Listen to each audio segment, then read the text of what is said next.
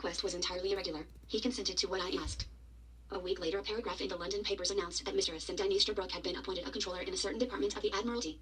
There were few cavillings in some quarters, on account of Easterbrook's origin, but to the general public the position did not seem to be one of great importance, and little notice was taken of the appointment. As a matter of fact, the position was a bogus one, created for the occasion, and everything connected with it had been arranged by the astute special branch with the sole design of entrapping Mr. Ascendine Easterbrook and the intermediary, whoever it might be, between the German agents in England and Jules Cavan. For the wedding card had proved beyond doubt that Easterbrook and Cavan were in close communication. Chapter 9. The Secret of the Perfume.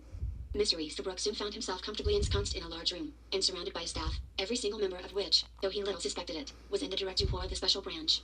Few suspects have ever been subjected to such microscopic scrutiny. He literally could not make a single movement unobserved. He was constantly shadowed in and out of his office by agents who were relieved every few hours. Inside his house, Madame Gabrielle was incessantly on the watch. And in the meantime we prepared for him the trap which proved his undoing. One day Mr. Easterbrook found awaiting his attention a number of copies of an urgent and strictly confidential memorandum which gave an elaborate detail of the plan of a naval operation which for sheer daredevilry was enough to take one's breath away. Needless to say, it was spoof from beginning to end.